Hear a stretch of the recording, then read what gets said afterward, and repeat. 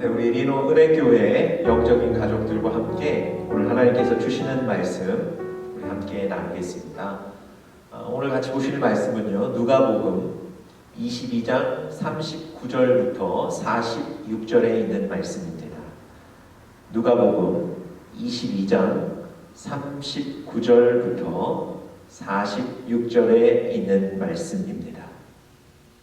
예수님에게 기도란, 이런 제목으로 함께 은혜 나누겠습니다. 1995년 8월 1일, 중요한 날인데요. 혹시 무슨 일이 있었는 줄 아십니까? 제가 군대 입대하던 날입니다. 네, 그래서 저는 꼭 기억하고 있는 날인데요. 일반적으로 군대에 입대하기 몇 달 전에 입영 날짜 통지서가 옵니다. 그 통지서를 받아보면 그날부터 하루하루가 굉장히 우울하고 의욕도 떨어지고 힘이 없습니다. 친구들과 선후배들은 제가 군대 간다고 밥도 사주고 위로해 주는데 그렇게 위로가 되지 않습니다. 그저 하루하루가 암울할 뿐입니다. 95년 8월 1일 제가 군대 입대하던 날은 더했습니다. 저희 부모님과 함께 진주에 있는 훈련소에 가는데요. 친한 친구 5명이 또 자기들 차를 타고 그 진주 훈련소까지 저를 배웅해 줬습니다. 그 당시에는 고속도로가 지금처럼 잘 뚫려 있지 않아서 진주까지 가는데 가는 데만 5시간이 걸렸는데요. 그 긴 거리, 먼 거리를 친구들이 따라와 준 겁니다. 얼마나 고맙습니까? 이제 불과 1시간, 2시간 후면 이제 그 훈련소 안으로 들어가야 되는데 점심시간이 돼서 부모님과 함께 그 훈련소 앞에 있는 식당에 들어갔습니다. 또 함께 와준 그 친구들 밥도 좀 사줘야 되고요. 여러분, 그 식당에 가서 밥을 먹는데 저는 한 숟가락도 제대로 넘어가지가 않았습니다. 식당 문 너머로 훈련소 정문이 보입니다. 그 정문을 지키고 있는 군인들도 보였습니다. 불과 1-2시간 후면 저 안에 들어가야 하는데 밥이 넘어가지 않더라고요. 그런 저와는 다르게 같이 따라와준 친구 5명은 밥을 얼마나 맛있게 먹는지 지금도 제가 그 모습이 기억이 납니다. 여러분, 이렇게 두려운 일을 앞에 두고 사람들의 반응은 이렇습니다. 밥도 잘 못 먹겠고 잠도 잘 자지 못하고 그저 걱정으로 시간만 보내는 이런 반응들이 대부분일 것입니다. 보통 자녀들을 병원에 가야 되는 날을 미리 얘기하면 미리부터 아이들 겁내고 울지요. 예방주사 맞아야 된다 그러면 아직 며칠 후인데도 벌써부터 가기 싫다고 떼를 씁니다. 치과에 가야 될 날이 언제라고 얘기하면 그날부터 걱정하고 울기 시작합니다. 두렵거든요. 두려운 어떤 일들을 앞에 둔 사람의 모습이 그렇습니다. 오늘 우리가 누가복음 22장 39절부터 46절에 있는 말씀을 읽었는데요. 이 본문의 시간적인 배경을 잠시 좀 살펴볼 필요가 있습니다. 오늘 우리가 그 본문에 포함되지는 않지만 바로 그 다음 절 47절에 보시면 이 본문의 시간적인 배경이 나와 있습니다. 말씀하실 때에 그랬는데요. 이 말씀하실 때라는 건 예수님이 제자들과 잠시 얘기를 나누고 있었던 때를 말합니다. 그렇게 얘기하고 계실 때에 한 무리가 오는데 12 중에 하나인 유다라 하는 자가 그들을 앞장서 와서, 여러분 바로 이 날이 예수님의 12 제자 중 한 명인 가룟 유다가 돈을 받고 대제사장들과 군사들에게 예수님을 팔아 넘기던 바로 그날입니다. 여러분, 예수님은 지금 제자들과 얘기 나누고 계신데요, 바로 얼마 후에 가룟 유다에게 배반을 당하실 것 뿐만 아니라 군사들에게 잡혀가실 것을 알았습니다. 여러분, 예수님이 이렇게 군사들에게 잡혀가시면 어떻게 되는 겁니까? 대제사장들에게 가서 신문을 받게 되겠죠. 그리고 얼마 후면 십자가를 지셔야 되는 겁니다. 예수님은 이미 예루살렘에 입성하실 때부터 이미 십자가를 지실 때가 왔다는 것 이미 다 알고 계셨습니다. 여러분, 군대에 갈 날을 앞에 둔 사람, 그 두려움 때문에 밥도 잘 못 먹고 잠도 잘 못 자는 건 아니겠습니까? 이제 곧 주사를 맞아야 된다는 그 두려움 때문에 우는 것 아니겠습니까? 거기에 비견할 바가 못 되지만 예수님은 지금 배반을 당하셔야 될 뿐만 아니라 군사들에게 잡히셔야 되고 이제 곧 십자가를 지셔야 되는 그 큰 일을 앞에 두고 계셨습니다. 여러분, 예수님의 마음이 어떠셨을까요? 이 두려운 일, 이 큰 일을 앞에 둔 예수님, 사실 얼마나 마음이 어려우셨겠습니까? 여러분, 예수님은 이 상황에서 무엇을 하셨나요? 오늘 본문 39절에 보니까 이렇게 기록해 있습니다. 예수께서 나가사 습관을 따라 감람산에 가시매 제자들도 따라간다. 습관을 따라 감람산에 가셨다는 겁니다. 아마도 이 감람산에 자주 오르셨던 것 같습니다. 그러니까 습관처럼이라고 수식어를 붙이지 않았습니까? 감람산에 습관처럼 자주 올라가셔서 뭐 하셨을까요?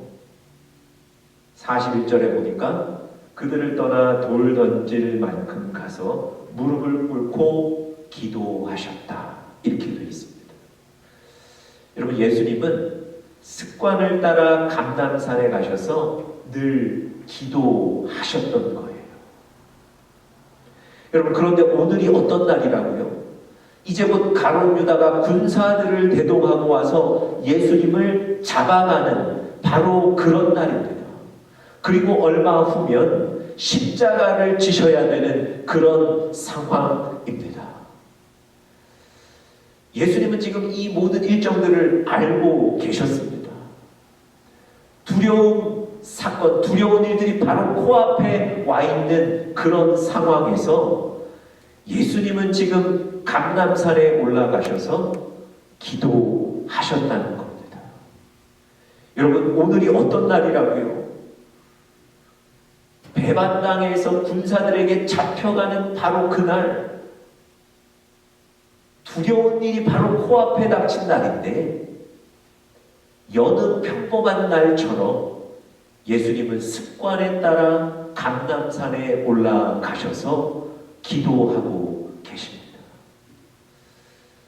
여러분, 두려워서 식사도 못하겠고, 두려워서 잠도 못 자겠고, 두려워서 걱정받게 되지 않고, 그렇게 시간을 보내는 것이 일반적으로 두려운 일 앞에 우리의 반응인데, 예수님은 우리가 보인 그것보다 훨씬 더 심한 어려운 두려운 일을 앞에 놓고 기도하러 가셨다는 겁니다.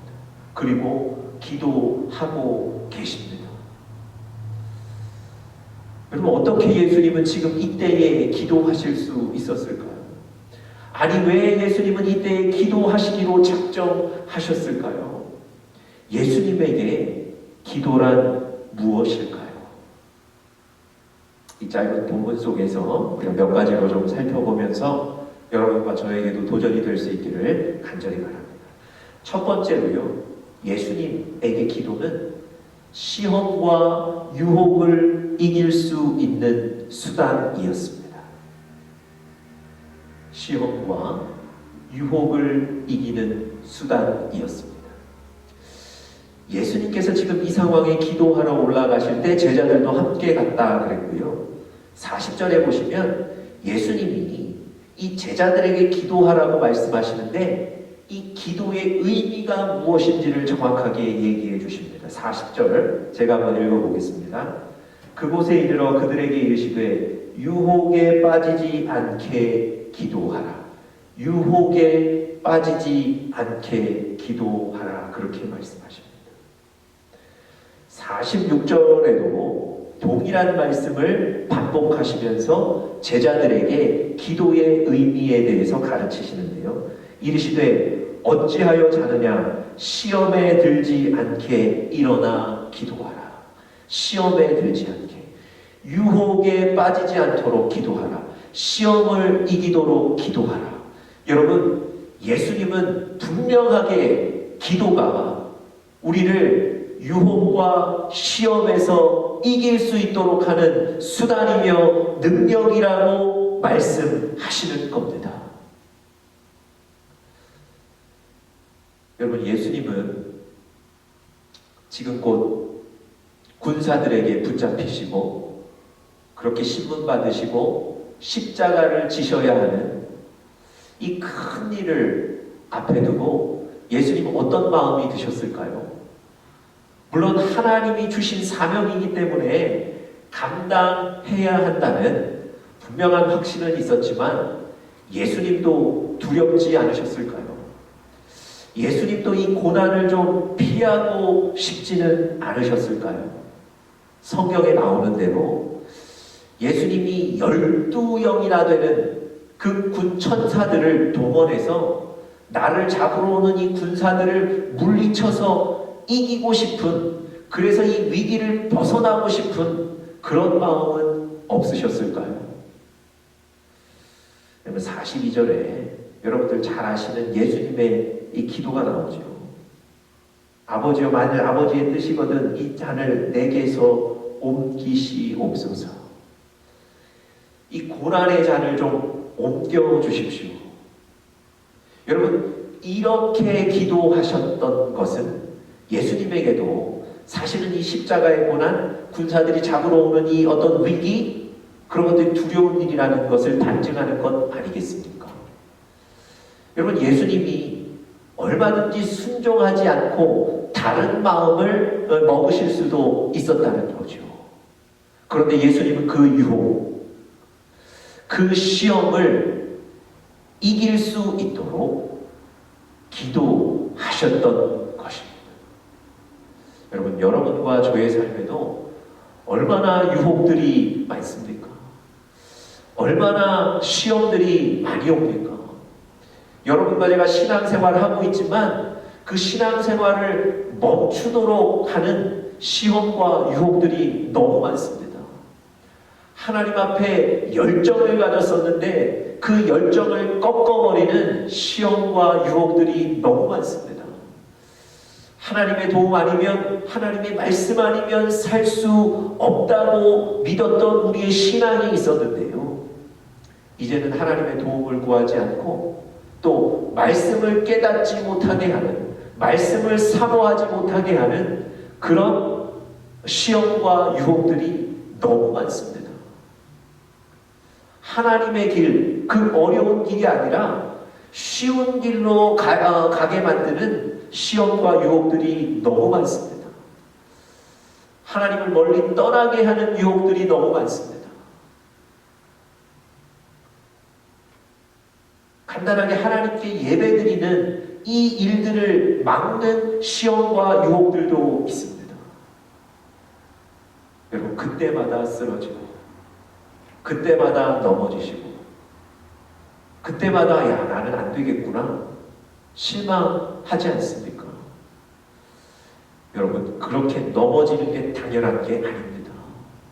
그렇게 늘 시험과 유혹에 지는 것, 그것을 자연스럽게 받으시는 것이 당연한 것이 아닙니다.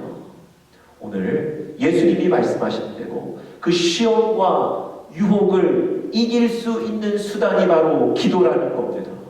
여러분과 저에게 이 분명한 말씀의 바탕을 둔 기도가 있어야 합니다. 시험과 유혹을 이길 수 있도록 여러분과 제가 기도해야 될 줄 믿습니다.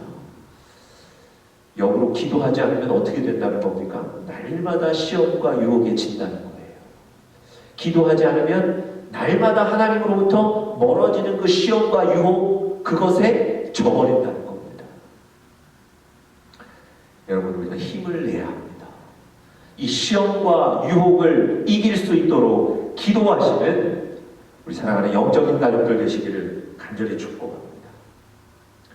두 번째로요, 예수님에게 이 기도는 곧 하나님의 능력이었습니다. 예수님에게 기도는 곧 하나님의 능력이었습니다.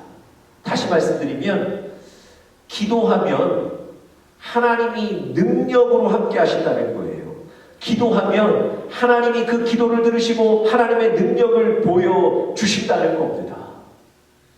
제가 왜 그렇게 말씀드렸냐면요, 예수님이 지금 감람산에 올라가셔서 이 큰 위기 앞에 기도하고 계시지 않습니까? 예수님이 기도하실 때 하나님의 반응, 하늘의 반응을 43절에 이렇게 적어놓고 있습니다. 제가 한번 읽어보겠습니다. 천사가 하늘로부터 예수께 나타나 힘을 더하더라. 천사가 하늘로부터 예수께 나타나서 힘을 더하더라. 여러분, 이것이 바로 기도에 대한 하나님의 반응입니다. 예수님께서 감람산에 올라가서 기도하셨을 때 하나님께서 천사들을 보내서 예수님께 능력을 더하셨다는 겁니다. 여러분, 여러분과 제가 기도할 때 하나님의 하늘의 능력으로, 하나님의 능력으로 함께 하시는 줄 믿습니다. 여러분, 예수님이 왜 그렇게 피땀 흘려 기도하셨겠습니까?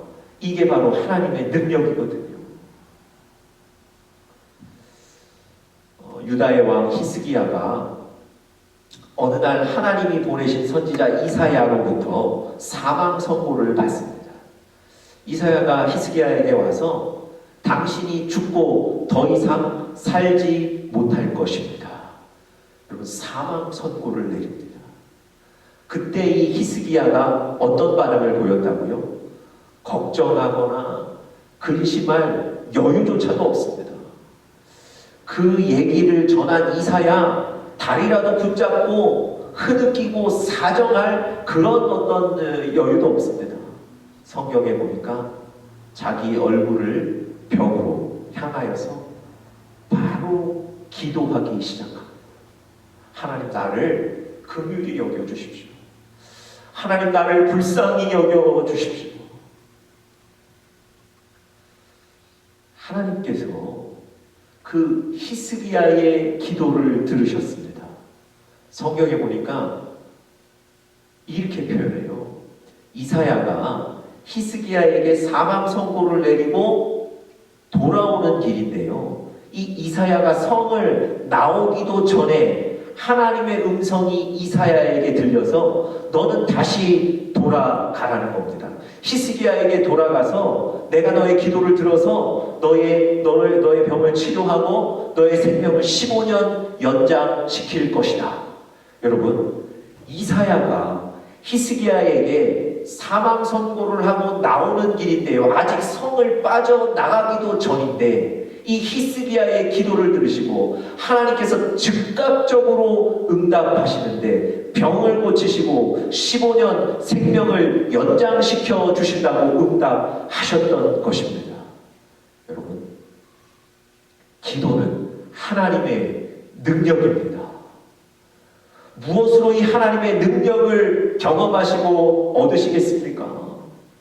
오늘 성경에 보니까 예수님이 기도하실 때에 하늘로부터 천사가 내려와 예수님을 도왔다고 기록하는 것 아닙니까?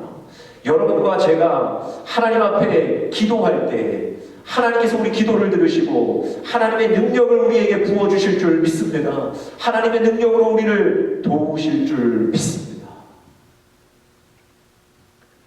여러분, 이런 믿음을 바탕으로 기도하시는 여러분들 되시기를 간절히 바랍니다. 마지막 세 번째로요, 예수님에게 기도는 놓치지 말아야 할 기회였습니다. 놓치지 말아야 할 기회였다는 겁니다. 여러분, 기도가 우리 신앙에서, 우리 삶에서 놓치지 말아야 될 아주 중요한 기회라는 겁니다. 여러분, 우리 눈앞에 많은 것이 있는데요, 그거 다 붙잡을 수 없지 않습니까? 그래서 우리가 어떤 것은 붙잡고 어떤 것은 그냥 놓치도록 내버려 두죠. 여러분, 어떤 것 붙잡으십니까?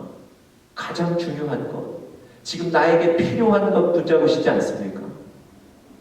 여러분, 예수님은요, 다른 것 놓치시더라도 이 기도는 놓치지 않고 반드시 붙잡으셔야 될 가장 중요한 기회라는 거라고 믿으셨던 거예요. 여러분, 예수님이 지금 제자들을 데리고 같이 기도하러 가셨습니다. 이 누가복음 본문에는 그 얘기가 길게 나오지 않는데요, 다른 복음서들에 보면 지금 예수님께서 제자들과 함께 감람산에 올라가셔서 기도하는 이 장면을 길게 설명하는 부분들이 있는데요, 함께 밤에 기도하러 올라갔는데 이 제자들이 계속 밤에 피곤하고 힘들어서 기도하지 않고 졸고 자는 거예요. 예수님이 오셔서 3번이나 깨우셨습니다. 야, 기도해라. 아, 이제 그만 자고 기도해라. 그만 자고 기도해라. 여러분, 예수님이 마지막에 졸고 자고 있는 그들을 깨우시면서 뭐라고 말씀하셨을까요? 야, 기도해라. 계속 그렇게 얘기하셨을까요? 아니요. 마지막에 그들을 깨우시고 이제 됐다. 가서 쉬어라 라고 말씀하세요. 여러분, 기도의 기회는 지나간다는 거예요. 지금 그들이, 예수님과 함께 제자들이 붙잡아야 될 기도의 시간이 지금이었는데 그 제자들이 그 기회는 놓친 거예요. 여러분, 물론 이렇게 생각하실 수 있습니다. 내가 지금은 기도 못했는데 내일부터 혹은 일주일 뒤부터, 한 달 뒤부터는 내가 기도할 수 있습니다. 맞아요. 그러실 수 있고 또 그러셔야 됩니다. 지금 기도를 못하고 기도가 부족하더라도 내일부터, 일주일 뒤부터, 한 달 뒤부터는 기도하셔야죠. 그런데 중요한 건 지금 내가 가지고 있는 이 문제를 가지고 기도할 기회는 이미 지나갔다는 겁니다. 지금 내가 이 문제를 통해서 하나님의 능력을 힘입을 기회는 지나간 거예요. 지금 이 문제 가운데 하나님의 뜻을 알 수 있는 기회는 지나간 거예요. 예수님이 제자들에게 이제 됐다, 가서 쉬라고 얘기하셨다는 것, 여러분, 이 말씀을 꼭 기억하셔야 됩니다. 여러분, 우리도 지금 기도하지 못하고 기도를 멀리하고 기도를 귀찮아하고 있을 때 예수님이 여러분과 저에게도 몇 번을 권면하셨지만 그래도 우리가 돌이키지 않으면 이제 됐다, 가서 쉬라 말씀하세요. 여러분, 기도의 그 기회를 붙잡으셔야 됩니다. 하나님께서 여러분과 저에게 어떤 문제와 어떤 사건과 어떤 어려움과 두려움을 주시는 건 기도 하나는 사인입니다. 그때 그 기도의 기회를 붙잡으셔야 돼요. 하나님이 그 기도를 통해서 여러분과 저에게 역사하시는 줄 믿습니다. 여러분, 예수님에게의 기도란 이런 의미였습니다. 그래서 예수님은 44절에 보니까 예수께서 힘쓰고 애써 더욱 간절히 기도하시니 땀이 땅에 떨어지는 빗방울같이 되더라. 이렇게 기도하셨던 거예요. 여러분, 여러분과 저에게 기도가 우리 영적인 신앙의 최고의 무기가 될 수 있기를 바랍니다. 그래서 기도를 놓치지 않는, 기도의 자리에 계시는 우리 사랑하는 영적인 가족들 되시기를 간절히 축복합니다.